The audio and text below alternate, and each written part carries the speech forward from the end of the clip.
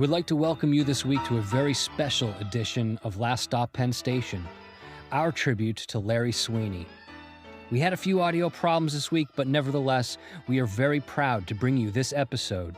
To open the episode, we'd like to read a few words from Mike Johnson of Pro Wrestling Insider.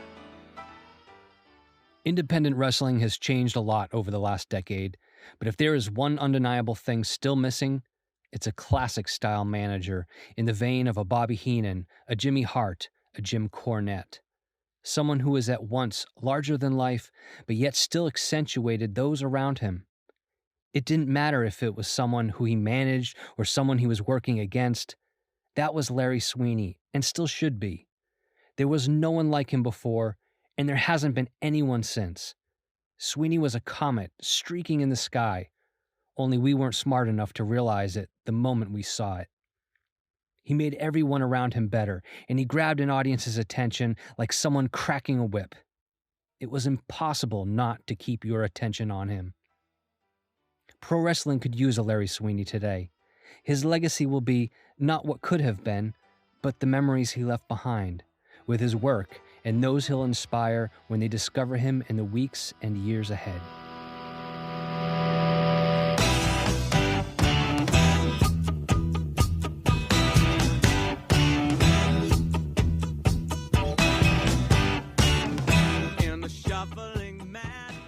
Well, welcome everyone to Season 2, Episode 2 of Last Stop Penn Station. I'm Ian Riccaboni, and I'm joined by the guest of honor, Cary Silken. Hello, Ian. Hey, Cary. How are you? I'm doing well. We got a good reaction from last week's episode about the 8 balls in baseball, the 1986 World Series to Stanley Stewart. Who mysteriously didn't pitch in the World Series, Cary. I still think you had a little bit of a hand in that, but... Well, he didn't pitch in the playoffs either. That's true. Here's an odd thing. With the lack of pro sports on the baseball network, they're showing all these classic games. So they showed, I didn't see Game 7, but they showed the infamous Game 6 with the ball going through Buckner's legs. But it was a different era of baseball. We're losing all the listeners already. It was a different era of baseball because in that game, which was an extra inning game, Calvin Schiraldi came in to pitch in the 7th inning for the Red Sox and remained in the game until the 10th inning when Bob Stanley... Oh, wow. Okay. Who was a starter, right? He was a starting pitcher? Yeah. He came in, who threw a wild pitch. There were 2 outs. Yeah. Nobody on. Right. They could have sealed it before the Buckner. Yeah. Correct. And Gary Carter got a hit. Howard Johnson got a hit, blah, blah, blah. But when Bob Stanley came in, he threw a wild pitch, which tied the game at that point and allowed there to be a man on second, thus Mookie Wilson's ball through Buckner's legs. But where I'm going with this was during the 7th, 8th, 9th, and 10th inning, and the great Vince Scully was doing the call. Oh, wow. I thought maybe they would be saying, because they kept showing, because the score was going back and forth, so they were showing the nervous Boston manager, who I can't think of who it was right now, and the nervous Met manager who was Davey Johnson. Davey Johnson, that's right. And so when they were showing the Boston manager, and this Calvin Schiraldi is pitching in relief, and he's pitching the 7th. I thought there might have been a point go. And the Boston manager looking at the bullpen, and there's Sammy Stewart warming up along with so-and-so. Sure. But that did not happen. Right. So they didn't even let him warm up. Jeez, poor guy. I thought maybe he would have came in, but they gave it to Bob Stanley, and the rest is history. But a hell of an episode. Yeah, a lot of great feedback. Unfortunately, we're not on number 69 anymore on iTunes. Someone jumped in and put us to 70 on the iTunes ratings. So thank you for that. Yes, please subscribe, rate, And that fabulous Last Stop Penn Station t-shirt, as well as the very popular The Eats Breakfast the Camel t-shirt available on Pro Wrestling Tees. Yeah. We also have the Ian Riccaboni Micro Brawler to celebrate Pride Month. It's got the Pride flag as a tie. Thanks to Colt Cabana for helping me get that put together. And that's ProWrestlingTees.com. I understand it's been selling very well. It has been, yeah. It's limited to 500, and we had 150 pre-sale. So there's only 350 by the time they hit the website. And so, yeah, it's looking great. And all the money, well, all the proceeds go to Bradbury Sullivan Community Center in Allentown, right here in Lehigh Valley. Good job, my man. Thank you. I want to tell you good job on putting this together. We have, I believe by my count, 11, maybe 12 guests. This is our first episode with guests, including both audio and some statements we'll read.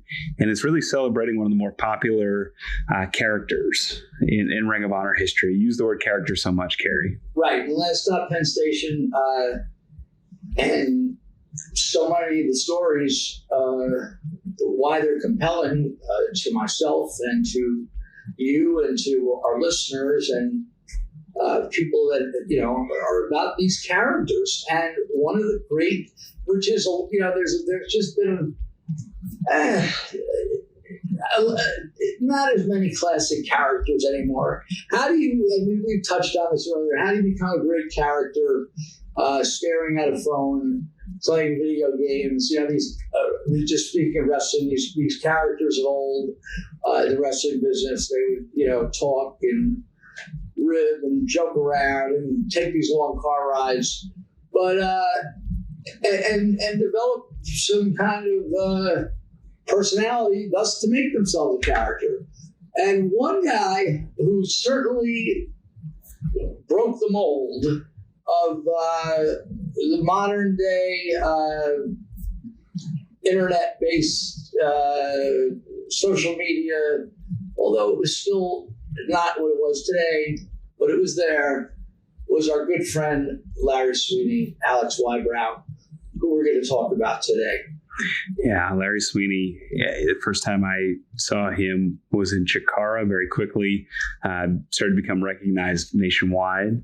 And there's a lot of people that really admired what he did in the ring, and he broke the mold for a lot of reasons. Throughout this episode, you'll hear from 11 of his closest friends and colleagues. And Cary, if it's all right with you, I think there's no better way to start this than by playing a little clip from AEW referee, former Ring of Honor referee, Chicago referee, Bryce Remsburg. Okay. So we'll go to that right now. Hello, my name is Bryce Remsburg. I am an all-elite wrestling referee and a longtime friend of the one and only sweet and sour Larry Sweeney. I want to thank Ian and Cary. I hail you for asking me to be a part of this. I started to write a couple sentences and I realized that I had kind of written a whole note on Facebook in 2011, the day after Alex passed away, and I went back and revisited it and realized it kind of said exactly what I want to say. So I'm pretty much going to read that. I appreciate you and anyone else that keeps the memory of Larry Sweeney alive. In fact, in 2016, my son Alex was born, and Alex is a namesake in honor of the one and only Larry Sweeney. I couldn't get my wife to agree on Larry. Anyhow, this is my note from 2011. Alex Wybrow was the walking, living definition of charisma. He had an unteachable, remarkable gift, and it was evident the day he walked into the Chikara Wrestle Factory in Allentown, Pennsylvania in 2003. His promo ability immediately turned the heads of everyone in the room. Alex had that effect on people. He turned heads and had an unforgettable demeanor. Fans and wrestlers alike rarely forgot that face, that smile, and that cackle. Alex destroyed many cliches of what a pro wrestler, in air quotes, should be. He had an English degree from Oberlin College in Ohio. He moonlit as an SAT prep teacher at Kaplan. He read The New Yorker on road trips and frequently tried to engage fellow road trippers into religious and spiritual discussions. For all those wrestler anomalies, there was nothing Alex loved more than a road trip with his friends, or as he called us, his brothers. He was happiest with awful gas station coffee in one hand and the wheel of his trusty 200,000-mile-plus Toyota Corolla in the other, with a passenger willing to talk about whatever. With him and I, it was usually late 80s 80s WWF, he had a soft spot for Akeem and the Big Boss Man, and he loved doing the Akeem dance, by the way. Music, politics, you name it, Alex was incredibly intelligent and could hold a conversation with anyone about anything. The sweet and sour persona he was known for was only a slight extension of who Alex truly was. He loved going new places, meeting new people, and we shared an affinity for thrift store t-shirts. One particularly ambitious, which is a code for money-losing month, found Chris Hero, Claudio Castagnoli, who's now known as Cesaro, Alex and I in Iowa, Milwaukee, Minneapolis, and Chicago, all in the same month. I believe this was April of 2005. Anytime we'd pass through Chicago, we'd stay at Alex's parents' beautiful home in Wilmette, Illinois. On a road trip to Florida, we nearly wore out the ELO CD after listening to it on repeat, and Alex vowed he would one day come to the ring to the sounds of Don't Bring Me Down, which he did, as a matter of fact, several times. The last years of Alex's life were tumultuous, but none of that erases memories or discounts how much he entertained not only us, but thousands and thousands of indie wrestling fans on a regular basis. In October of 2010, he was in town for a Chikara weekend, and I had goosebumps as he went wild along with the crowd in Easton. He went back-to-back with Eddie Kingston. They fought off all the Rudos in Chikara. It was truly an amazing moment. It's on YouTube. You should check it out. After the show, Jigsaw, Eddie Kingston, Alex, and I drove to Brooklyn, and we told stories and laughed till we cried. He went on that night to tear the house down, and I am not exaggerating. This was a standing ovation at the Trash Bar in Brooklyn with his karaoke rendition of One Bourbon, One Scotch, and One Beer by George Thorogood. He came back to my house in Philly. He left a bag of t-shirts with me because he knew he'd be back soon. Tragically, that wasn't to be. I dropped him off at Philly Airport, and he gave me a classic Sweeney bear hug, and he told me he loved me. The Alex from this weekend is the one I will remember forever, and I'm so thankful we were able to have that final quality time together. And this time, the tears aren't of merriment, but the tears are of sadness. It hasn't fully sunk in that I'll never hug my friend Alex again, or never hear his laugh, or watch him strut live. Maybe it ever will, but I smile at memories of him, the numerous good times, and at the fact that he's finally found peace. Alex adored legends in wrestling, and now, as far as I'm concerned, he is one. I miss you, and I love you, brother, and there ain't no doubt about it. Well, thank you, Bryce. What a fitting intro. Yeah. Bryce, I didn't meet Alex until December of 2006. So as I learned, and I'm sure I was in speaking with Sweeney during my friendship, he told me, but I just forgot that he had came into Chikara in 2003. Mm-hmm. I'm not sure if I don't think I ever was at a Chikara event during that time for whatever reason. And it's interesting because Chikara's first event, which includes our dear friend Colt Cabana, who we'll hear from later, was in Allentown, Pennsylvania, my hometown, and very close to where you are now. And that's where he began his official pro wrestling journey. Before that, he had been in Oberlin College, spent some time in India. Yes. And had become fascinated with wrestling there. And I understand. I don't know what the timeline is with him going to India and Chikara. I believe he had come back from Oberlin, as the story is recounted. But let's take you to some thoughts from a man that he met almost immediately, served as his trainer at Chikara in Allentown, and that's Mike Quackenbush. And Mike had this to say about Larry Sweeney. Larry Sweeney was well-read and cosmopolitan in a way few people are. On a whim, he went to India to do some wrestling. He drank chai tea on train rides sold by vendors for just a few rupees. One of his tattoos commemorated that trip. I remember him describing it to me like it was this afternoon. His car smelled like stale pizza, and the cup holders were caked with black coffee stains, and yet he could discuss any topic with you like a seasoned expert. Were the traveling Wilburys stronger after Orbison died? Sweeney had an opinion on that. Could a terrorist cell use Alan Moore's Watchmen as a template? Sweeney had an opinion on that. Does the Alec Baldwin monologue in Glengarry Glen Ross make the movie or ruin the movie? Sweeney had an opinion on that. Every road trip together was a joy. Every match we had resulted in a story that I still tell to this day. Every morning I see the gift he gave me on my 30th birthday, a black fanny pack. When he gave it to me, he said, "Now you're a worker, kid." And then his eyebrows sprung to life and he laughed like a used car salesman. I've never met another human even remotely like him. Very well said, Mike. Yeah, and Mike's a guy that's name came up for as long as I can remember in this area. He's a guy who was in all the wrestling magazines in the PWI 500. Yeah, he was hot stuff on the indies. And I believe, once again, I don't do perfect research here, far from it, but I think didn't he go to Japan or like early on? Yeah, he'd been very well traveled, much as Larry would be, as we'll talk about. But really a great person to learn from. So it's 2003. He spends a few years on the independent scene, mostly Chikara, which has a flair for the dramatics, the comedy, some laughter. And he did a lot of wrestling in the Midwest. He did. Including ICW, which is in Pittsburgh. AAW, yeah. So he competed a lot out that way. And in fact, it was in that area where he would watch our dear friend Colt Cabana, who sent in these words about Larry. So let's take a listen to those right now. Hey, it's Colt Cabana here. And I knew Larry Sweeney very well, especially in the early days. Coming up in Chikara, just a regular wrestler, Larry Sweeney. And Sweeney came up to me a lot and told me how I was on some of the very first shows that he ever saw, because I would wrestle for IWC. And I believe he would drive into Pittsburgh when he was going to college in Ohio. And then, later, a lot of us saw how great Larry became very outspoken and charismatic.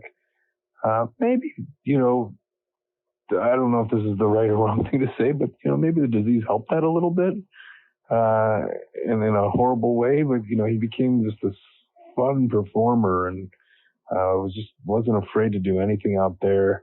Became larger than life, which is hard because he wasn't a larger than life person. But when he was out there and the quote unquote red light was on, he kind of did become larger than life, which is something that's very hard to do as a wrestler.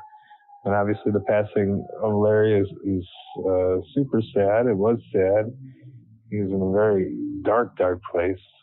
But I think it's great that we remember the before time and how great of a person he is at his true self, and how great of a performer he was as Larry Sweeney, how great of a human he was as Alex Wybrow. And I think it's a great thing that you guys are doing this. And I'm in the episode right now. I look forward to listening to it. So those are two really respected names, three including Bryce, who knew Larry had something special very quick.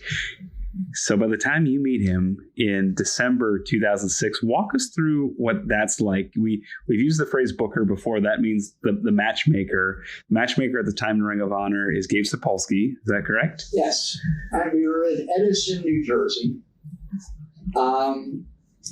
It was winter time. I believe it must have been post-final battle, that it was December 23rd, 2006. That was final battle. We had a final battle. It was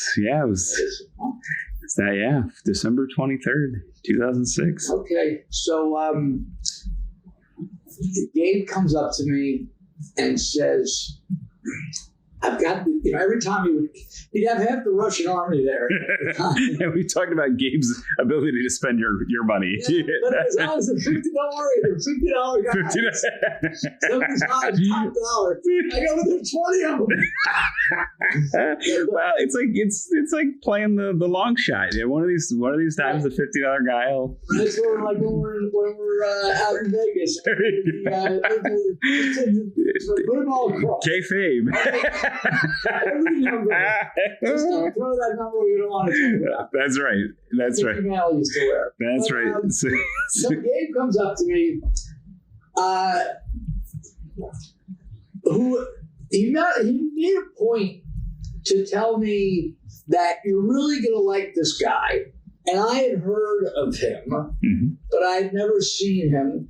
And his, Gabe did Gabe had some really good intuition, on excellent intuition on wrestling in general. And sure, everything wasn't a home run, but this one was, because he saw Sweeney and he felt this guy could be a manager. In Ring of Honor, at the time, we had Prince Nana. Mm-hmm. We had Alice in Danger. Who would be there that night also, yeah. We had, I believe he was gone at this point, but Julius Smokes. J-Train, that's right. I believe he was nursing his vertebrae at that point. So, but Gabe felt that Sweeney would be a good mouthpiece. And anyway, I'm moseying around the back, and I went up and I can't remember if he walked up to me. He might have, doing the "How you doing, sir" routine. Mm-hmm. And we started talking, and I asked him where he lived, and he said Bethlehem. Huh. I said, Bethlehem, Pennsylvania? And he says, yeah. So I believe the first time I met him, I exchanged phone numbers with him. He was right out of the gate, as we've heard already from Bryce, and we've heard from Colt Cabana. He was very articulate. He was very well spoken, but he had, I'm not easily impressed with meeting people, but he just had, a good vibe. Mm-hmm. And he was attractive. He was a handsome guy, but attractive. His personality was attractive. He was well spoken and not like a lot of guys who are shy. Oh, they're meeting the owner of Ring of Honor. And he was respectful, but I could tell he was cool. So we exchanged numbers, and since he lived locally, as he started coming around, mm-hmm. and Gabe, I believe was Sweet and Sour Incorporated right off the bat. Right off the bat. So to clarify, Edison would have been before Final Battle. Final Battle was on the 23rd in December 2006. Okay. So, and that was at the Manhattan Center. And so Larry makes his debut that night with the Kings of Wrestling. It's thought at the time that Claudio is about to head to WWE. But instead, he tells the crowd he intends to stay around, and Larry manages the Kings of Wrestling against the Briscoes. And then there's almost an immediate split once Larry's on the scene, and Chris Hero takes sides with Larry. And then it is Tank Tolan who soon emerges, Bobby Dempsey, and then suddenly you have Sweet and Sour Incorporated. So as Sweeney was getting booked regularly, mm-hmm. my friendship with him elevated immediately. And he used to, we became fast friends. And at the time when he was living in Bethlehem, he used to work, what was it? It was a pizza place that's still there. Lehigh Pizza? No. Oh, because my dad worked there. It's like a Papa John's or a... the Domino's down by down by Lehigh University. Right. Yeah. And one thing Mike Quackenbush left out about his 200,000-mile car, his car that took 200,000 miles, that had the pizza laying around the coffee, he didn't mention the cigarette butts. Oh, okay. Larry was a smoker, but he worked delivering pizza. He wasn't making good money in the wrestling business, but he was determined no matter what. So on a night off, he and I would get together. And what would we do? We would get together. We used to meet for sushi, right? And at the time, I was completely abstinent from all substances, and I was very clear about that. And he used to enjoy drinking, but he was very respectful. So we would meet for dinner. We would go to my friends right down the street, Sushi Joe's, and we didn't always go there, but we used to go often. Mm-hmm. And then we would go back to my house and usually watch a movie. Sometimes, and sometimes listen to music. But he was into film. Quackenbush brought up Glengarry. He did, yeah. That was his favorite movie of all time. Really? Yeah, and have you ever seen that? I have. That's a real thinking man's movie. Mm-hmm. So I'm talking to him about, I was into, in that period of time, it was a few years after the 40th anniversary of JFK's death. And when that happened, a lot of stuff came out about, not that there hadn't been enough, but that reemerged a lot of stuff about the JFK murder. Mm-hmm. And as our producer AJ knows, I went off on that. And so I would be bringing up the JFK, many movies, but JFK movies, or watching old wrestling. Okay, yeah. And Sweeney, of course, at that time, what was he? He was 28, 29, maybe? Not even, yeah. So he was brought up with, the late 80s, the Demolition, mm-hmm. The Akeems, that whole era, the Ultimate Warrior. Yeah. And I used to like to show them, I go, let me show you some 70s stuff. And they had the cards that were, at the time I had DVDs. And I clearly remember one time watching the 1973 card from the Garden. I can't tell you what the feature match was, but it was the one, the opening bout was Blackjack Mulligan against Lee Wong. The great Lee Wong, right. Who's been announced from every hometown. He's including Ecuador. Yeah, I was going to say Ecuador, Chinatown. Oh my goodness. Poor Lee Wong. So he had a kick out of that. And those garden shows in the 70s, they would bring in the talent from, they were showing the wrestling mm-hmm. on the UHF stations from Florida and from LA. So there would always be, and I remember on that card, the great Black Gordon. There was a tag team, Gordon and Goliath. Mm. They brought in Black Gordon, and Sweeney was happy to watch any wrestling. It wasn't like, oh, this stuff's too old, this stuff's too slow. Yeah. So we really bonded early on, and we became really, really tight, out of the gate. Let's take you back to 2006. When he walks up to you and meets you, you said he was kind of striking.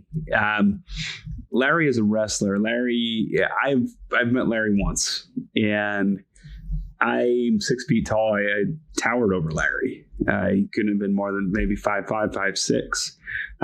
Was there any hesitation for him to come into Ring of Honor as a manager? Because at the time, he was still doing quite a bit of wrestling in Chikara. My research, he only wrestled 4 matches in Ring of Honor, despite being a pretty entertaining wrestler. Was there any kind of apprehension of, oh, you want me to be a manager? Or, I can wrestle? Not at all. Okay. He was happy for that role. Yeah. And I think he really embraced it. Yeah. He really, he absolutely embraced it. If things hadn't gone the way they did, and WWE would have brought back the art of the manager, mm-hmm. this guy, I hate to throw out these ancient names, but this guy could have been like, a Bobby Heenan. Yeah, I see a lot of similarities with him and the Grand Wizard, right? Ernie Roth. There's a lot. I mean, you were throwing out 2 of the greatest of all time, and in comparison, so that shows you what kind of a special talent he was. We talked a little bit, 2006, very quickly thereafter, we mentioned Chris Hero, Tank Tolan, Matt Sydal briefly in Sweet and Sour. I saw some pictures. Matt was looking good. Yeah, Matt's always in tremendous shape. Also Sarah Del Rey, we've neglected to mention her earlier. soon he starts to bring in Adam Pearce, Brent Albright, Shane Hagedorn, and then Eddie Edwards comes in on April 11th, 2008. There's an announcement. Eddie Edwards joins Sweet and Sour. And Eddie Edwards was, I got hold of him, and I asked him if he wanted to contribute to this, and he did, and I believe you have his words. I do. Larry Sweeney was one of the smartest, most respected people I've ever met in wrestling. He was also pure entertainment. He's one of those guys that as soon as you met him, you knew he belonged in the world of professional wrestling. I was lucky to have been part of a Sweet and Sour Inc., and for that, I'm forever grateful. And Eddie's a guy that's beloved still to this day in the Ring of Honor locker room. You know, he competes in Impact now, been world champion there, been world champion in Ring of Honor. Eddie's thoughts carry a lot of weight. We're hearing consistently now from everybody that speaks of Larry, what a great person he was. You had the connection with music with Larry. Yeah, and as our friendship got stronger, I think it was Music Fest of 2007. Which, for those that don't know, that's a big festival in Bethlehem, Pennsylvania, which is pretty much smack dab in between where Cary and I live. Right. About the exact halfway point. But Deep Purple played. Okay. Yeah. And which was great. Ian Gillian. Yes, one of the Ians I'm named after. Right. With Don Airy on keyboards. No Richie Blackmore. Nah. Right? Nah, I don't think you. Yeah. But nevertheless, great lineup. Were you at that show, Adrian? But yeah, so we went to that show, and he would often drive with me to, once we became friends, and depending on where the shows were, he would sometimes drive with me. And I would be turning him on to, different music, the music I liked. I remember one particular ride to Long Island.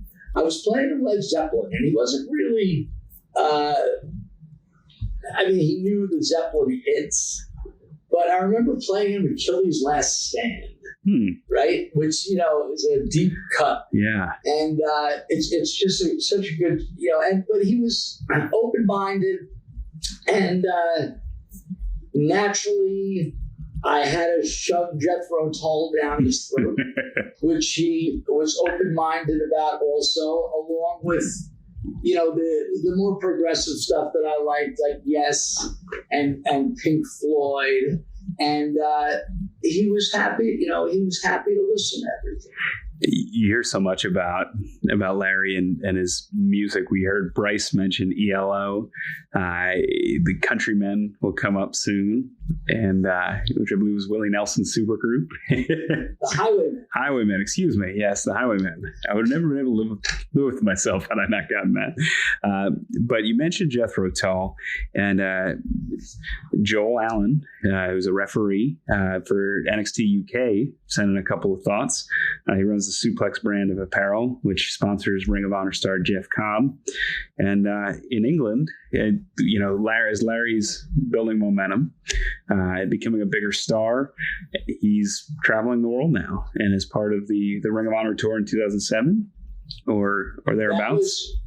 Okay. I've got to correct you. He sure. We did not do England in 2007. We did it in 2005 and 6. Okay.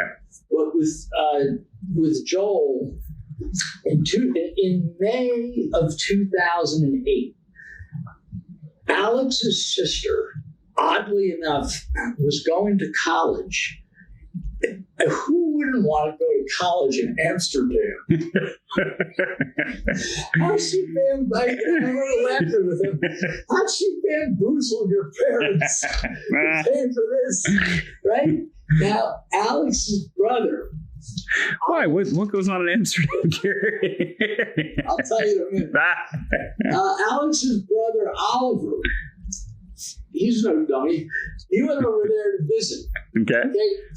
Well, this what my primary purpose was it was the 40th anniversary tour of Jethro Tull.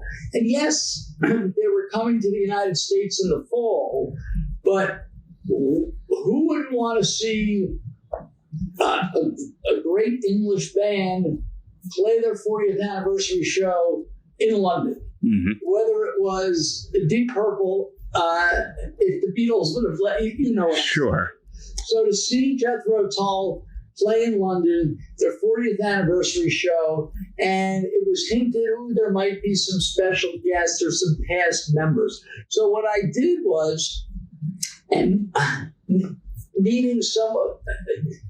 wanting someone to go with me and make it a better experience, we concocted this trip. And, the ticket business was good back then.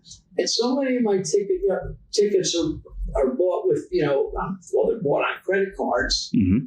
So you get these American Express points, which allow you, as you know, for being a frequent flyer, yeah, you get frequent flyer points, but you also just get pure Amex points, which you can convert to various things, whether it's hotel rooms, whether it's cameras, mm-hmm. whether it's airline tickets. Mm-hmm. So I was like, ooh, the Tull show is, I think it was on a Sunday, like May 28th, 2008. But you know what? We left on a Sunday. So the plan was, we're going to go to Amsterdam for 2 days to reunite. He's gonna reunite in Cary's. Reunite with his sister and his brother, and he and his brother always, had classic, contention between them. Oliver's a great guy, but so anyway, we're gonna go over and visit and tour Amsterdam for 2 days. And we left on a Sunday. I remember it now because I met Alex at Newark Airport on a Sunday afternoon. It was like a 4:00 flight leaving for Amsterdam. And this was the classic Good Sweeney. Because we're going to get to some of the not so good Sweeney. The classic good Sweeney was I walked into Newark Airport to where the gate was, with plenty of time. There he was reading a book. He was also an avid reader, which you didn't mention. And he didn't see me, and I just walked up. I'm like, he was right on time, reading a book. And off we went to Amsterdam. Excuse me. We had a nice hotel, and we did meet up with his sister and his brother. Mm-hmm. I've got some pictures. I'll post some. We enjoyed the fruits of Amsterdam. The beautiful canal. Oh, right. The Anne Frank, the Anne Frank Museum. Sure. That's he was a beer drinker. I was at the Heineken tour was there, right? I think. Tell me, don't forget the Rembrandt Museum. Is that there? Wow, it is there. It's there now. It's there now. Yeah, are you leaving anything out, Cary? You can tell me off the air. Alex wasn't much of a not a medicine man, a weed guy. Okay. He did like to drink, and he didn't have a girlfriend at the time. He had been broken up, mm-hmm. So he wanted to investigate some of the situation. Classic, famous Amsterdam red light district, right? And I had been to Amsterdam in 93, 95. Wow. 2001. Going there like my family goes to Disney World. Yeah, it's a wonderful place. And every time, and also in 98, Four.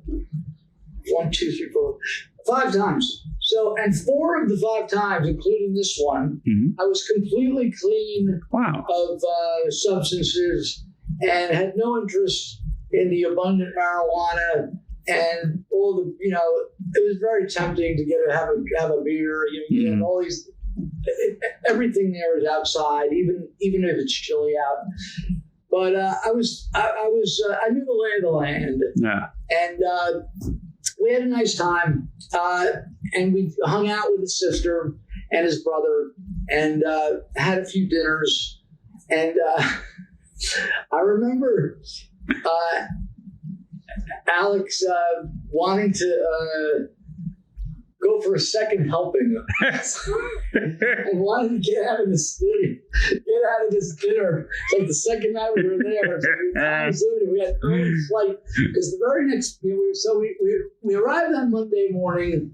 We had all Monday, we had all Tuesday, and then Wednesday morning we were flying to London, and the show was that night. And also meeting us in London was my good friend Joel Allen, who I met back in 2000 on our first Ring of Honor trip.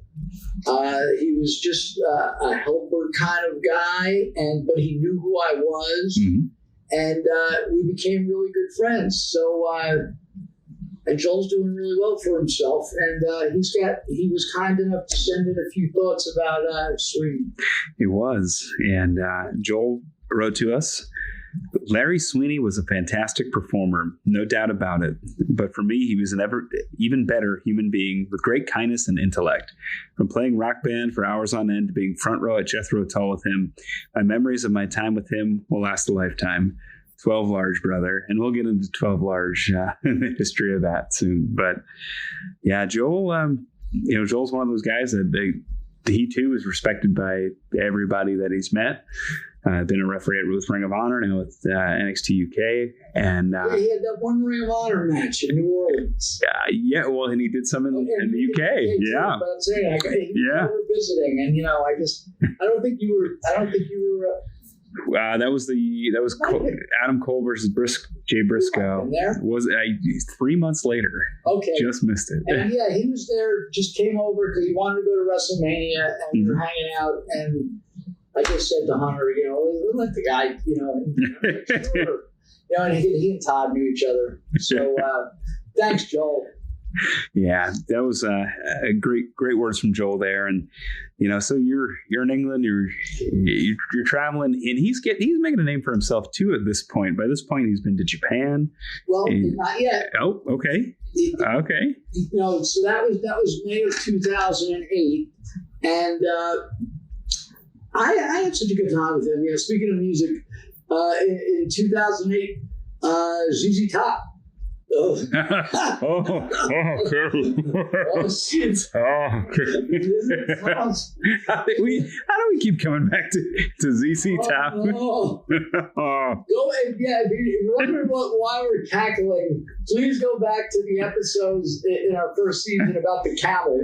And his adventures of buying tickets for ZZ Top. But ZZ Top they're awesome live. Yeah. It's right up my alley because it's like an hour and 20 minutes and 15-minute encore. It was like when we saw the Doobie Brothers. They were great. You get the greatest hits. You get one that you haven't heard before, but it sounds good, and then you get out. Right.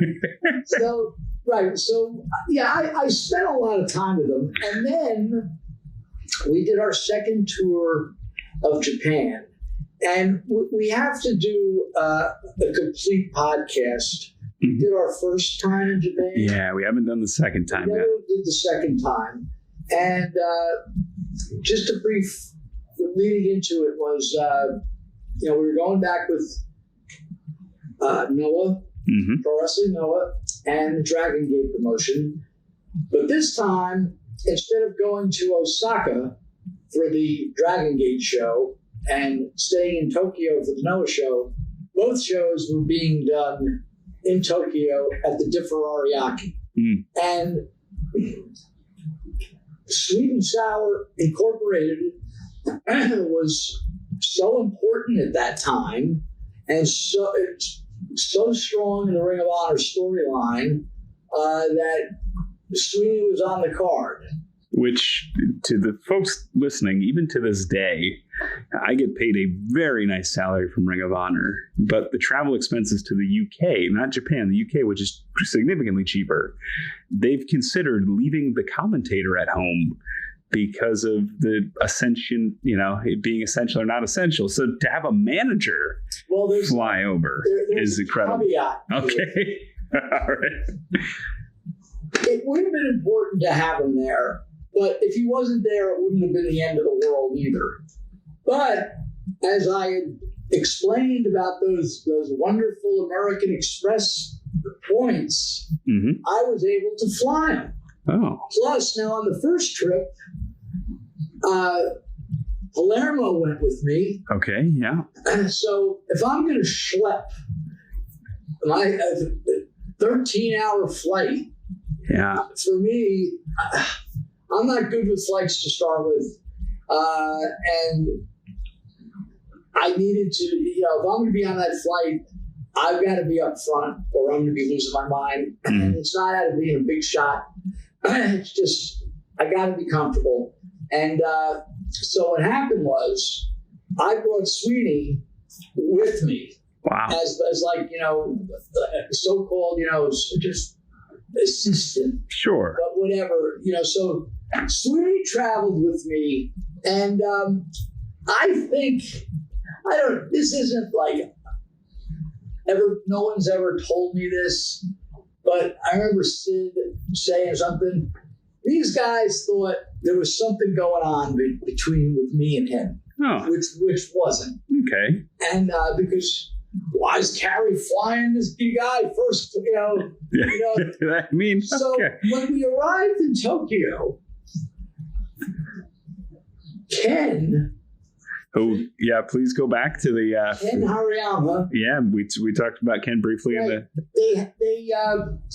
Noah had, besides their TV spot, there was some kind of half-hour, almost like interview magazine kind of show. And... Probably along the lines of La Informa from CMLL or ROH Week by Week that we're putting together now. Yeah. And they wanted to have Bryan Danielson live. Okay. I may be leaving someone out here. Possibly Austin Aries. Myself. Well, we talked about it had differing to the owner of the company, very respectful. Yeah. And Sweeney. Okay. But here's the thing, and correct me if I'm wrong. In Japanese wrestling, I'm not talking about the entire history of it, but predominantly they don't use managers. No, it's primarily cornermen and young boys. There's not really the traditional American. When you think of a manager in American wrestling, there's hasn't been very many, and not certainly in the companies that are more available here, like New Japan, All Japan, and even Noah, for instance, hasn't used many. So after we did what we did to promote the show, I wish I know who was with us, Brian, and they had me there as if I was so important. At the very end, Sweeney does just cut. It was planned. Does this promo, which was. It was out of left field, and these people that were running the show, they were stymied by the thing. I don't think they really got it, but that was our first night there. Wow! And then we did the shows, and that's really when pretty much. Larry was at the top of his game right there. Yeah. So we're talking this like August 2008. And that's about the time too. We mentioned Akeem, the Big Boss Man, earlier. Yeah, the classic showdown with he and the one man gang in Chikara. Yes, I watched that today. And I got to go backwards a second. Sure. And it's staring me in the face here. And the story had been told already. Oh, prior to the Japan trip, And prior to the Tull trip was the incident with the wrestler movie where Larry was supposed to be the ring announcer. And I posted some pictures of him in the white. They had this white tuxedo for him, and he got pulled at the last minute. But he was completely gracious as far as when the decision was made. He was Bobby. Well, and that's who we have some thoughts from right now, Bobby Cruz. And it actually relates to the trip in Japan. From Bobby Cruz, who we affectionately refer to as Beanbag here on Double B on Last Stop Penn Station. It's getting a little too. You remember last week we talked about laughter, being able to lighten up heavy situations. It's bordering on heavy for me right now, and I only met the man once, but. Double B sent this one in, so we'll use Bobby as our tool to put a smile on our face. Alex was one of the nicest, realest people I'd ever met. A good heart, funny, thoughtful, and ultra talented. My favorite memory with him was one night in Japan when we had the night off. Just the two of us went to a bar and talked about life over a few beers for a couple of hours. Alex probably sweat charisma because he had so much of it. And we talked a little bit about his appearance. There was, of course, those white boots that he so frequently wore. I'd forgotten about them until our executive producer of Ring of Honor reminded us about them. Yeah, from our executive producer, and I'll read a note here.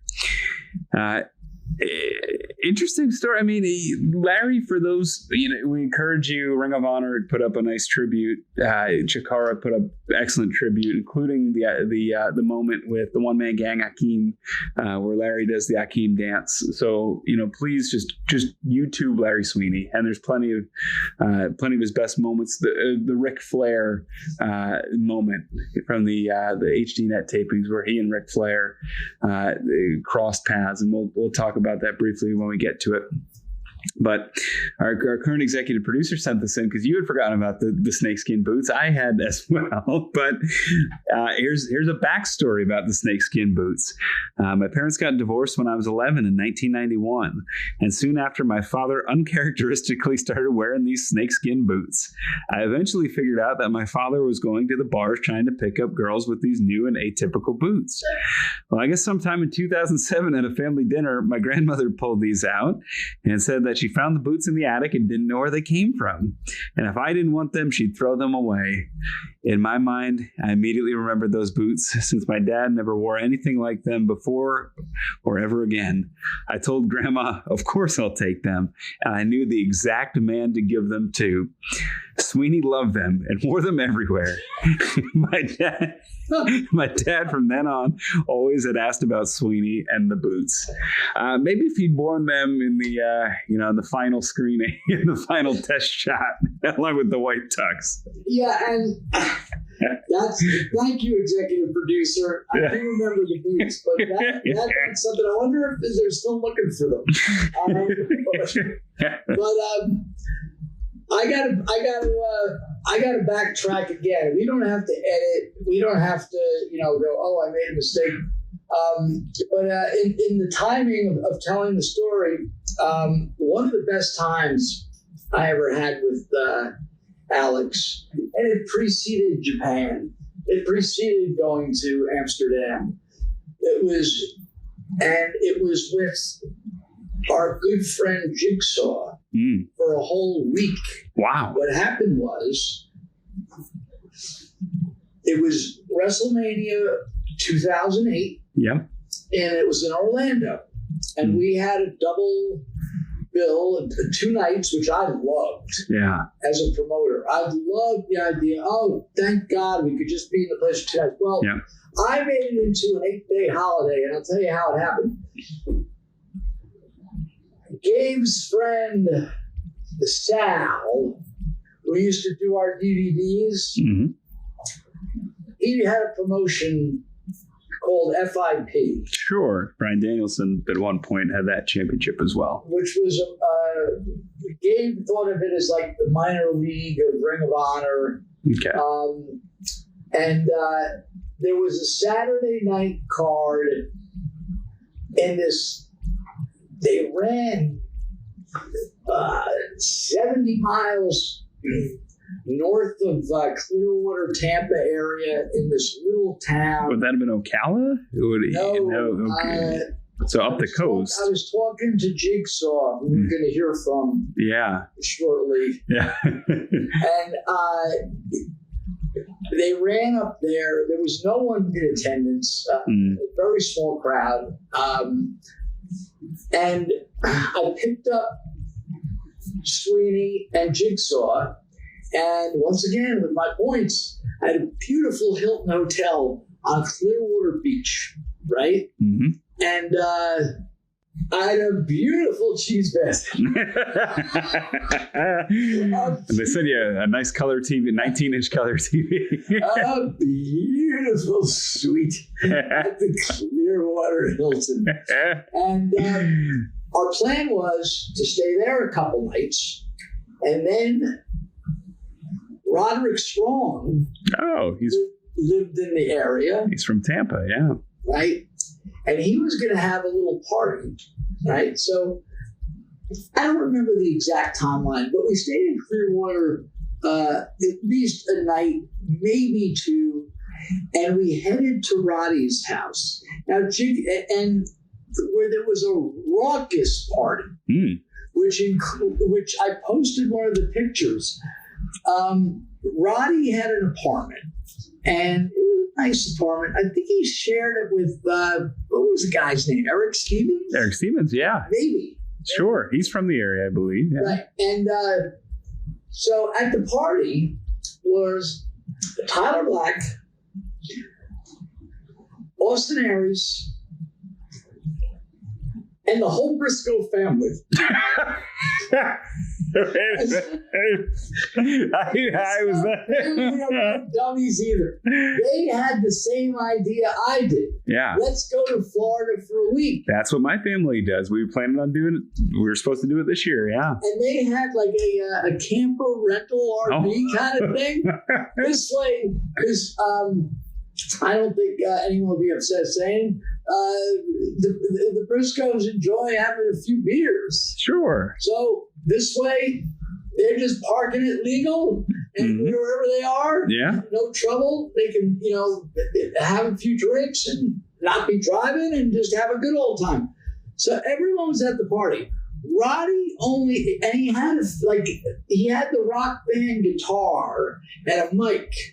So there were so many people. So I said to Jigsaw, let's go. I asked Roddy, he says, there's a Walmart like a mile from here.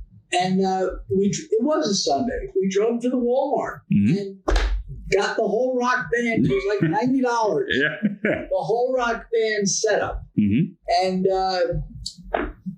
it was a hell of a party.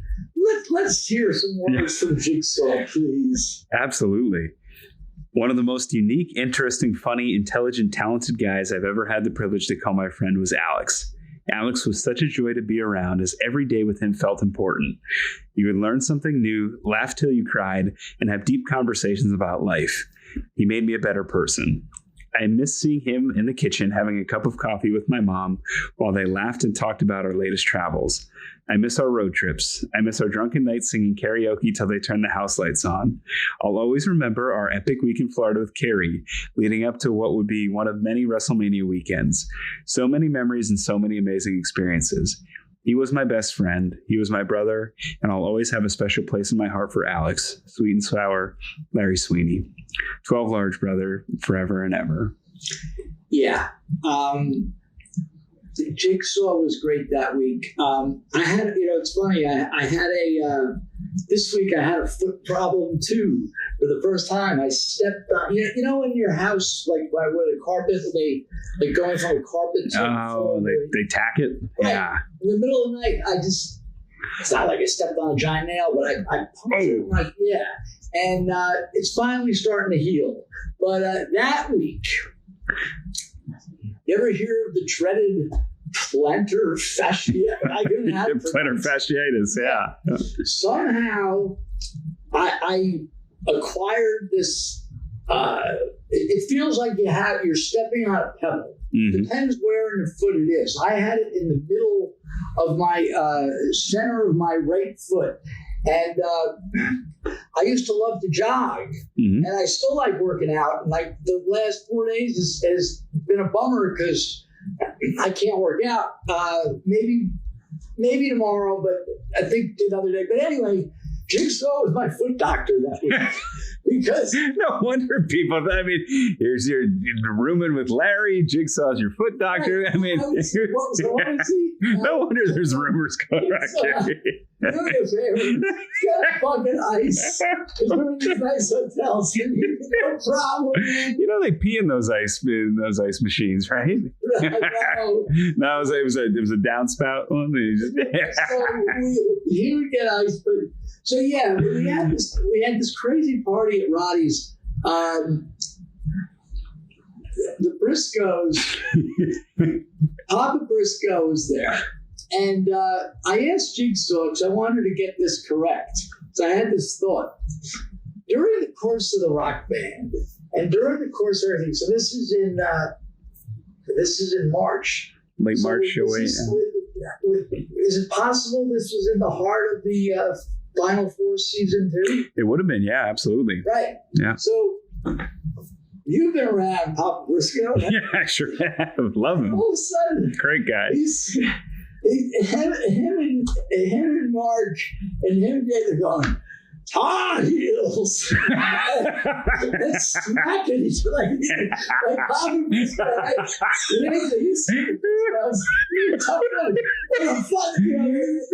They're chips on the block. The fathers, They hit each other harder when they're happy than they do when they're angry at each other. Tar Heels. And I'm like, oh my God, this is going on for hours. And they're doing shots and beers. It was a lot of fun. Jay Briscoe's the only member of the Ring of Honor roster that tried to wrestle me in a hotel lobby. Yeah. I love him. Yeah. And so these guys are great. So we were at the party. We left the party. I'm going along with this, but eventually we drove to Orlando. Sure. Where I had like a two the Blessed Points, a 2-room suite. Was it the Michael Jackson suite at the Blue Resort on Hotel Plaza Drive? This is like a nice. Marriott or Sheraton, such and such. But we were in Orlando. So we were in Orlando Monday night, Tuesday, Wednesday, Thursday, and then our shows were Friday and Saturday. So we had a whole week in Orlando. And you got to remember, this is before the time when there was 1 million independent shows going on. Right. Yeah. And this was Ring of Honor was really the only game in town other than the FIP event that was sparsely attended the week before. And the guy who was really elevating at this time was our good friend Tyler Black, Seth Rollins. Yeah. And he was also at that party. And he was, do you know this, that him and Todd Sinclair can play, I don't know if you ever played Rock Band. I have, yeah. They would play expert. Expert. Yeah. On these songs, these Metallica songs and like Greengrass and High Tides Forever. Yeah. Insanity. But I reached out to Seth Rollins, Lois Cole and Tyler, Colby, my buddy, and he was kind enough to share some thoughts on Larry Sweeney also. Alex is one of the most naturally gifted storytellers I've ever met, but he was also just a kind and sweet and empathetic human who exuded love every second I was around him. I remember when I had heard he passed, I was so shook up because he had the whole world in front of him. I was mad at myself for not reaching out more. It's still something I still struggle with to this day. And it wasn't too long after 2008, Cary, where the wheels started to go off the track a little bit. So I could tell you when I first saw what I thought was a problem.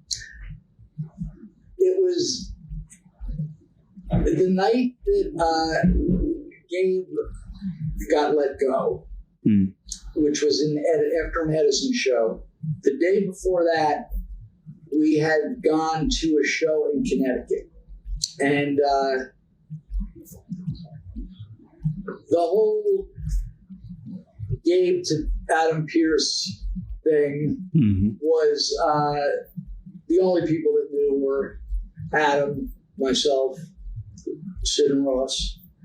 And that was pretty much it. So I was so close with Larry and felt so confident in our friendship and our bond that we went out to dinner for once again, this is the Connecticut show. So we had a Connecticut show, and the next day was the Edison, and I was going to let Gabe go after that show. But we're at dinner, and I said to Sweeney, I said, listen, I want to tell you something. But when I tell you not to say anything, this is like a blood oath. As Bushwhacker Luke taught me years ago, right? Telegraph, telephone, tell the rest. Yeah. Don't tell the rest or anything. You're going to talk. Well, that's not always the case. But and this wasn't the case either. But I told him about it, and he got all excited. And this is brilliant. Pearce is good. Da, da, da, da. And I'm like, we're in this restaurant, and he stands up, and he's like, just like as if he just got a jolt of adrenaline. And he's, I'm like, yeah, I was just sit down, man. So that night, he kept his mouth shut. And then the next day, I didn't travel. I don't think I traveled with him. But the next day, I saw him at Edison, which was a big day. We'll talk more about this in detail at some point, I'm sure. And he was okay at the show. But I just, there was just, the switch had been flipped. It's hard for me to explain it. Anyway, it had been, during that night, he must have came, I was nervous that night, just with what's going down, and what these guys going to think, because Gabe was highly respected by these people. And, he had helped so many of these guys, and that's this is what this podcast is about, but about that moment. So during the course of the night, I think Sweeney came up to me a few times, and he got me nervous because, is he going to say something? He's a little hyper. And I crossed my mind, is he doing coke? Something's up. I was going to say, one of the 12 folks that we've had reached out privately and had some additional context around what was happening. And I said, do you think Larry was on drugs? And they said, no, the problem was he was not on the drugs he was prescribed to be on. So after the Edison show, and Gabe let Gabe go, that Sunday, besides the fallout of, Gabe leaving and the publicity and phone calls and blah, blah, blah, Larry and Delirious and possibly Claudio were going to a show in Pittsburgh. It might have been a Norm Connors show. Okay. And I called Delirious because maybe I called him on Monday or Sunday night because I just wanted to get his thoughts. I said, do you think Sweeney was messed up? And he wasn't sure. He said, yeah, he was a little hyper. I said, I don't know. I thought he was doing coke, but he wasn't. And that's the first time I saw signs of what turned out to be, his bipolar problem. Yeah. And as the weeks go on, it's, 2008 really becomes sort of his I don't want to say his final stand in Ring of Honor. He'd be, He'd appear as the HDNet tapings began in early 2009 and has the classic moment with Ric Flair. Was that improvised? Do you know who? I mean, Ric Flair was only there for... Well, prior to that, we had 2 shows in Florida that were Coral Gables and Orlando, and Adam, this is, Pearce's booking. Mm-hmm. And Pearce at the time had a regular 9-to-5 job, and he would always get Fridays off, except this time he just couldn't. Sure. And Alex was helping him out in the back sometimes. Mm-hmm. So, and this particular show, which I was talking about the show that Sal ran, the FIP that had no people. We had no people at this show either. It wasn't well attended. And, but Alex was so out of it that I told him, look, just take the night off. Mm. Now, this is in early 2009. Yeah. And the following show was Orlando. And he drove with me, and my friend Dustin was there. Sure. And we drove up, and Alex was off his meds. And I remember Dustin in the car saying to him, dude, and Dustin's a man that knows about substance abuse and has had his own battles, but he says, dude, will you stop talking already? Mm-hmm. And Dustin's a polite guy. So Alex was off the rails. This is also when Jerry Lynn was with us. Sure. And D'Lo Brown worked the show for us. Okay, and he'd be in and out time and again. Very nice man, yeah. And Alex was trying to tell me and Pearce that he's responsible for bringing in D'Lo Brown, former WWE star. And if it wasn't, he was talking crazy shit. If it wasn't for him, D'Lo wouldn't have been there. And it was a really rough weekend. And that led into the HDNet tapings, which started in March of 2009. And I believe he only made one appearance, like in one set of tapings. Mm-hmm. Yeah, that seems accurate, and it's almost. Or am I wrong? I remember the first set being a couple of months worth in a weekend. I think it was it Thursday, Friday, Saturday, Sunday. It was pretty close together, wasn't it? There's a couple of shows right in a row. Yes. And then that was a couple of months worth. So it's possible we can look it up and update, but. That was March. By April, word starts to spread. There's an incident there. But before we get to that, Adam Pearce was actually kind enough to send in some thoughts. And it's always interesting, too. Unfortunately, Adam was the person that had to break the news, right, Cary? Yes. And this is the message from Adam Pearce, former NWA World Heavyweight Champion, longtime Ring of Honor star. And this is what Adam had to say. Larry Sweeney, or Alex, as many of us called him, was special. If you're a fan of ROH for any period of time, you've heard that. And while he was certainly as talented as anyone I've ever gone to the ring with, that's not what I'm talking about. Alex was a sensitive, caring, quality human being. You could have a conversation with him about any subject, and one with depth.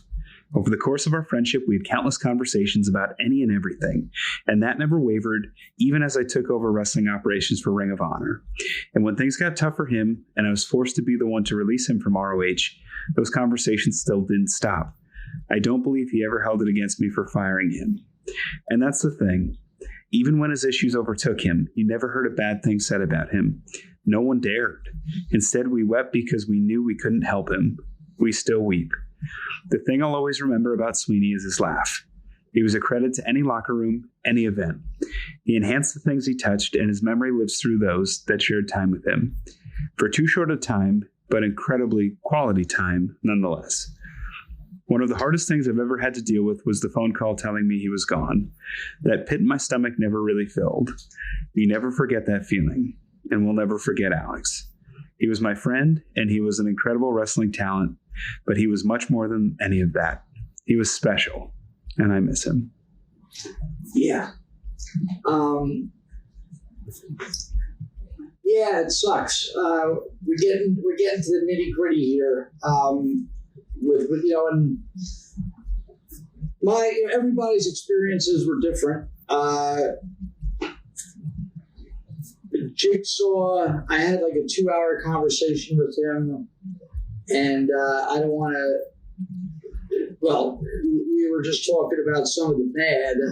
But there was so much good with him, but when the bad happened, it was so bad that it was very hard to deal with. And Jigsaw experienced that also. What happened with me and Alex was after he left. The order of this event, I'm not real clear on, but he went on. He was off on it. He was off on a tangent. He was doing these interviews, these shoot interviews, making crazy accusations. They're still online, some of them. Some of them were pulled down.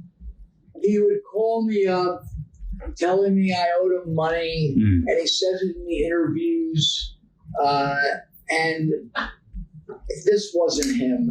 And during most of the summer of 2009, well, the WrestleMania of 2009, right, in Houston, was extremely sad. We were in Houston, and he was not with anyone, and he was seeing, wrestling people in a parking lot, and that was heartbreaking. And following that might have been some of these interviews, and I would get the occasional phone call from him, but yet sometimes the phone call was nice, like, "Hey, Cary," and other times it's like, UMF and so on, such and such. It's part of the disease. But in the summer of 2009, he was missing, and his girlfriend, his ex-girlfriend, people thought he was in Chicago on the streets. No one knew where he was. He'd call someone now and then, and I think he was bragging about being in Chicago, but he was living like, on Skid Row, like a derelict's lifestyle. And because of this sickness, it was just like whatever. And his ex-girlfriend, who I believe lived in Seattle, flew to Chicago and scoured the streets of Chicago, which ain't an easy thing to do. Chicago's huge. Yeah. And she found him. Wow. And it was in the summer of 2009, and she was able to get him reunited with his parents, and who there was a major falling out with his family, and get him into some kind of treatment, which was, otherwise things could have got really bad then. So that was 2000. That was in 2009, late 2009. So fortunately for that time, his girlfriend reunited him with his family. He went into some kind of treatment, and Ring of Honor was out in Chicago. Jim Cornette was with us, and it was late 2009, and I went and met him. It was the night before the show. And did you have any reservations, any fear, any? Not yet. Okay. Because everything that had happened was, he had sort of apologized on the phone, and Jim and Stacy went to see a show. I got him tickets for something. I think it might have been Young Frankenstein. Playing in Chicago. Very cool. So before the show, we were going to meet them for dinner. And I met Alex in downtown Chicago.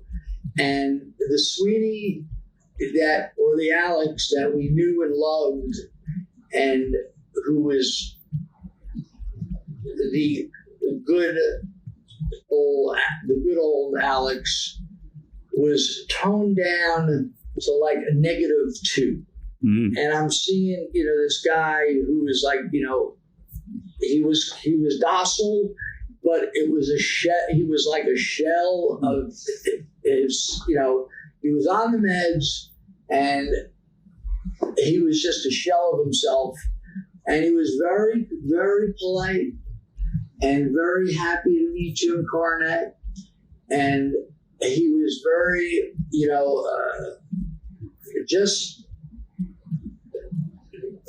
just the antithesis of what he normally was. So we had that night, and I asked him to come to the Ring of Honor show the next day. We were in Chicago Ridge, but he didn't want to.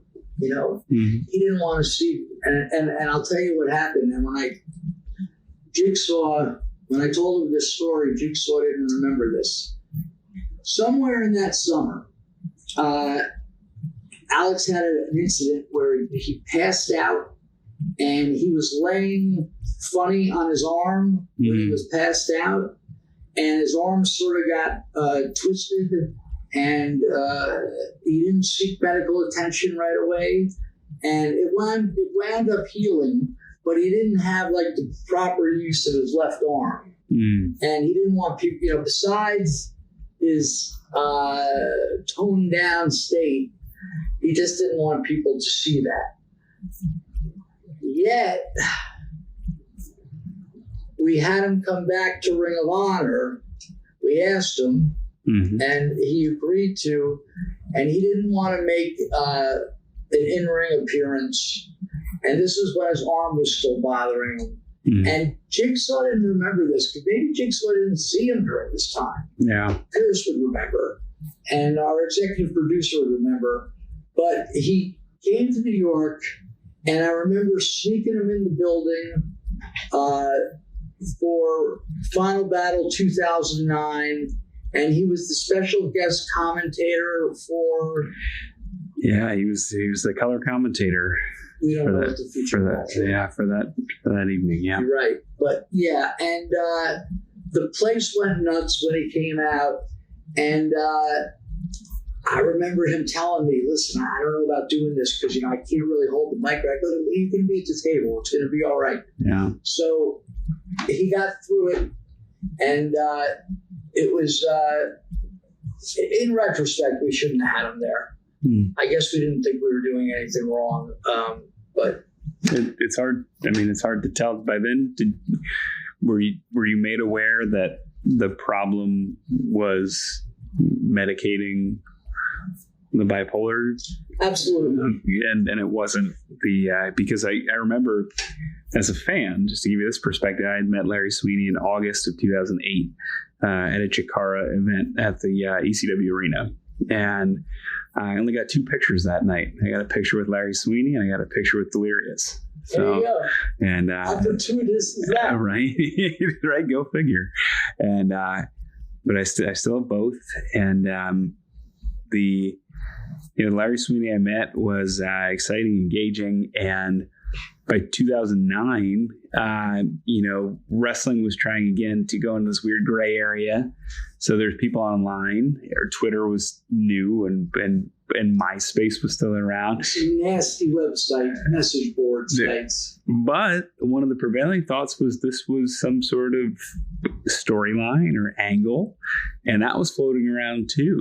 And that, he had just tried to do the hostile takeover the year before, and some people saw, unfortunately, his real life issue as just some sort of elaborate storyline because of how well the Age of the Fall came off, or just 18 months earlier or thereabouts. And so there was some thought that this might be some strange, elaborate, outside the box storyline.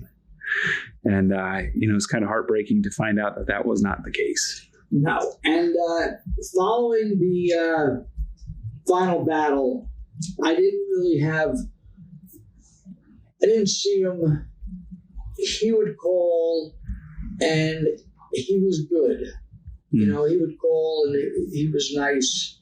And how you doing? And he would sort of want, he wanted to come back to Ring of Honor. And if we looked up some of his appearances in 2010, they were few and far between. Yeah, there was I have it up right now. He, according to Cage Match, which is a pretty good authority on these things, they have 6 matches, none in Ring of Honor, none in Chikara. Those are his homes. There was one last one in Chikara. But yeah, there was the last one I have in Chikara that they have listed was in 2009. Okay, because Bryce had mentioned the back-to-back. Right. Yeah. So I was having a problem with the timeline. I'm sorry. October 23rd, 2010. My apologies. I found that one. Yeah. So when I heard that, I was like, wait a minute. Because the end of my story with Alex happened. I was trying to place it together, and I talked to Jigsaw, and I looked online, and what happened was he made an appearance in August, and it was August 21st, 2010 for IWC, which is in Pittsburgh. And he wanted to come visit me, and he sounded fine, and he had a rental car, and I was like, cool. And so he wrestled on a Saturday night, drove 3.5 hours or whatever it was, and he got to my house, and everything was fine. And there he was, and he was so excited. He had a really good, he hadn't been wrestling often, and he had been a regular in that promotion for a while. Yeah, at least monthly. Right. So the people, he was so over the moon that, the people went, wild when he came out, and it's cool. And so that was Saturday night. He had a flight Monday morning going back to Chicago. So he was there late. We hung out for an hour. It was like 2 a.m. I said, well, look, man, maybe tomorrow we'll go into the city. He would go jogging with me. He used to like to go to this Italian restaurant that we all used to go to on Mulberry Street called Angelo's. Mm-hmm. And he's like, yeah, man, that'd be great. So everything was fine. Right before we went to bed, he says to me, "Oh, damn it, I forgot my meds." Oh. So he was fine. So I'm not thinking anything's gonna just like, all right, he forgot his meds. He'll get his meds when he goes back to Chicago. Yeah. I'm not aware of how this disease works or how the timing of things. Mm-hmm. So what happened was Sunday comes, we drive to the city, and we go to the city, and once again I use the American Express points so I could get a room just to change and take a shower. So if we go jogging, it was a hot August day, and by the time we got to the city, and he wasn't talking a lot on the ride, and it wasn't because we were grooving on music. I could tell he was off, and we check in this hotel, which is just for the primary purpose of using it to get changed and then go get dinner. And he says, I don't want to go jogging. I'm like, okay, you sure, man? I go, he goes, no, I'm just gonna hang out. So I was getting nervous. I went jogging. I probably jogged, not that I was some marathoner, but I probably, instead of going for an hour, I probably only went for a half hour because I just was nervous. Mm-hmm. So I come back to the room. My fear was that he was going to be gone, or he was going to start drinking or something, but that wasn't the case, and he was in the room.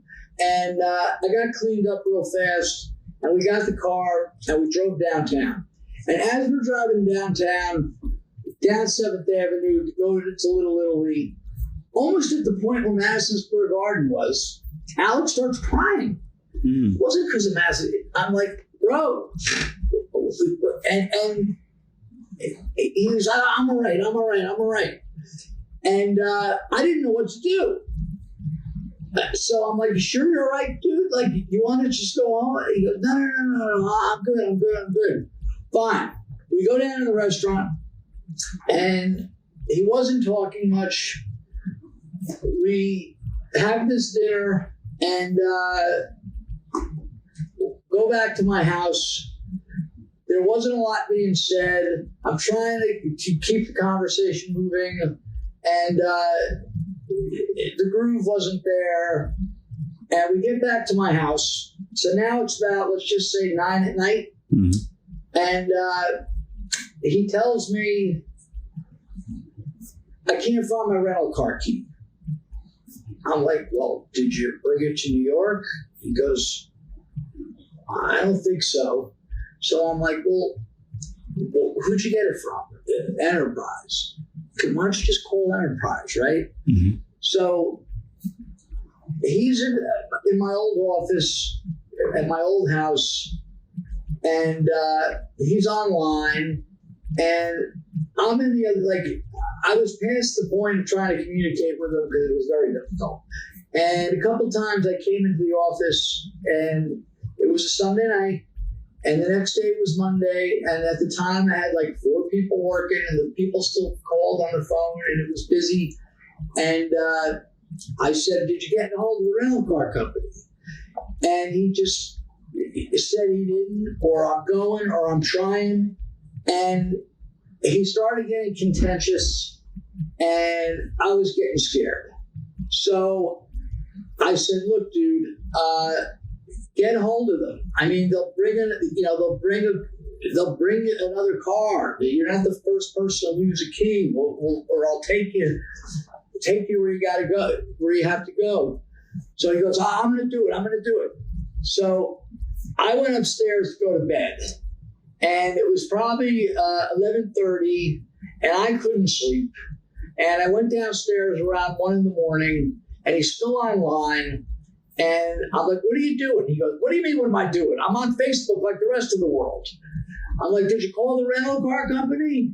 And that's when he gets in my face. He goes, what the fuck do you want me to do, right? And I'm getting scared. And I'm not prepared to have a violent thing with this guy. Right. So I'm like, relax, man, relax. We'll figure something out.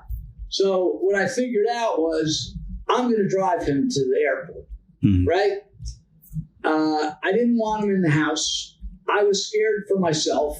I certainly didn't want him there like this in the morning. I got guys coming into work. Mm-hmm. So now I've got to drive at 2 a.m, an hour and a half to Philly airport, an hour and a half back, right? But I got to do this. So as we're ready to leave my house for this ride, he says to me, hang on a second. And he walks back in the office, and I didn't think about it. And he comes back, and he's got his bag, and we go. And I drive down, and it was a scary ride. And he's asking me about Ring of Honor and about coming back to Ring of Honor and this and that. And I'm basically trying to placate him and just get him there and get my ass out of there. And we got to Philadelphia Airport, and I gave him a big hug and wished him goodbye and give me a call when you get home. And I was like, oh. And I drive back to my place. I'm dragging ass. And what's laying in the middle of my office? The rental car key, which he had the whole time. It's just the way it was. Oh my goodness. So I was like, all right, whatever. And I never heard from him the next day. No. That was the last time that I saw Alex. And that is not at all a representation of the the sum total of our whole parts. It's unfortunate, and I spoke to Jigsaw about this, and I've spoken to our executive producer about this, and I've spoken to his brother about this, that all had the same experiences. And it's unfortunate that this kind of incident of this magnitude, which I don't know if it's going to come across on the podcast of how scary this was, and it's not about oh poor Cary, but it scars you.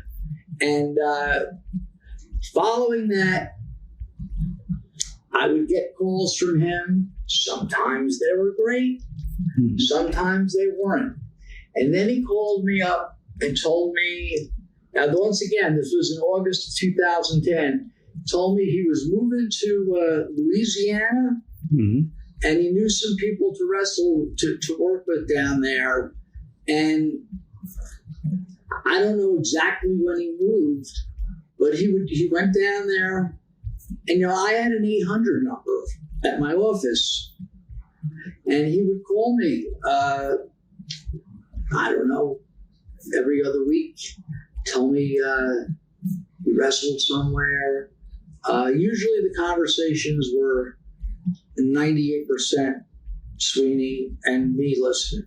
And he was just off. And then on a Monday morning, April 11th, yeah. I got a call from Adam Pearce, and he goes, I'm not sure about this Cary, but this guy, one of these Louisiana/Texas people he was with, called him and said that he thinks that, Alex is dead. And but then we found out that was true. And it just sucked. But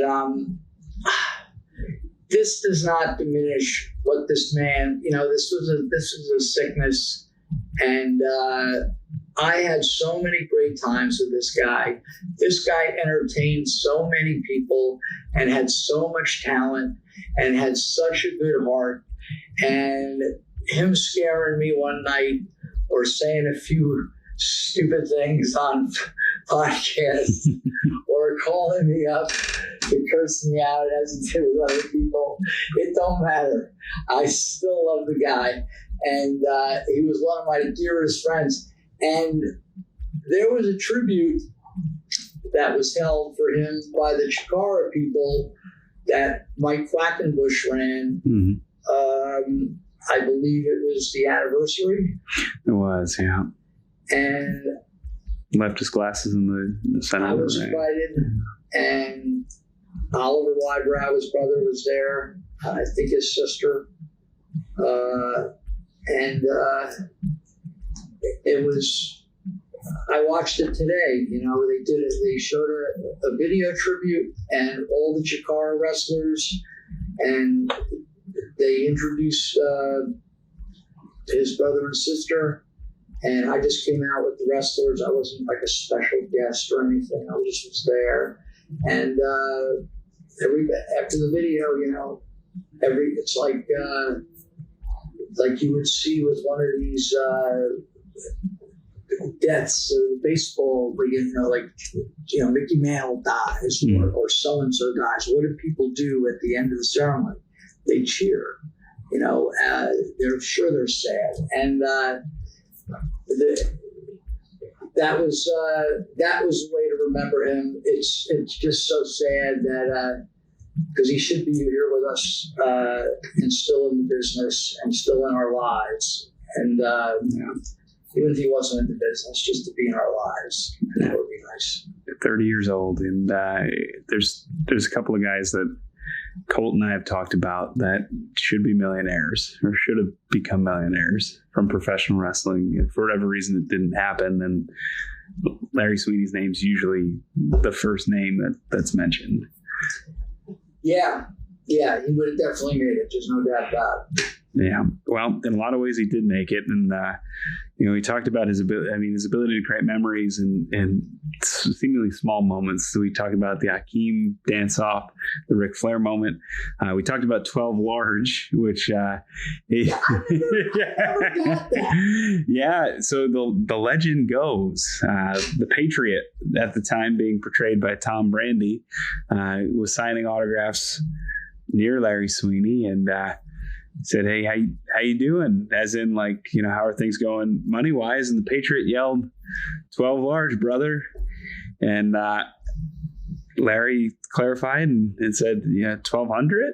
And Patriot held up $12. Okay. As the story goes. That's interesting. I never knew that. But I went to an indie show at one time, and Tom Brady was there. Of course he was. Yeah. So yeah, Larry, we love you, man. We miss you, and I believe we have a final tribute for him. We do, and as we close things up for this week, be sure to keep us locked in for next week. And to take us home this time around is our friend and former colleague Jimmy Jacobs of Impact Wrestling, and he's going to close the door on this chapter of Last Stop Penn Station. Thanks everyone for listening. For Cary, I'm Ian. Happy wrestling, everybody. Larry Sweeney had what we call it. He had that undefinable quality that, as performers, we all aspire to attain. Through practice, study, emulation, acting, manipulation, and tricks, we can only produce but a shadow of the authentic thing. But Sweeney, he had the real deal. Sweeney was a throwback whose animated mannerisms, garish dress, and quick wit on the microphone captivated anyone who watched him. Even though the days of male managers were long gone, I truly believed that Sweeney would have single-handedly brought the extinct act back to life on the mainstream stage of professional wrestling. He was that good. But Sweeney's true charm was not confined by 3 ring ropes, no, for Alex Wybrow was himself a beautiful soul. He had that quality that the truly special ones do, where he could immediately connect with anyone he met, having some obscure tidbit of information relevant to that person at hand. Not to despair my fellow pro wrestling brethren, but Alex stuck out from the bunch for his intelligence, kindness, and his interest in the esoteric, whether telling his tales of grappling in the dirt pits of India or reading palms at someone's request. Alex had a way of sharing his knowledge and experience while not putting it on a platform to be awed at. In a sense, Alex was one of those unique souls that glided down from heaven for only a short while to remind us of the amazing treasures hidden in the corners of life, should you take the time to find them. I miss my friend, and I think about him every time I hear Don McLean's song, Vincent. I could have told you, Alex, this world was never meant for one as beautiful as you. Open at page 1. I thank God it stole the handle, and the train it won't stop. Oh, no, it just slowed down. We hail you for listening to Last Stop Penn Station podcast. Rate, review, like, subscribe, and share on your favorite platform. Connect with us on Facebook, Instagram, and Twitter, or at laststoppennstation.com.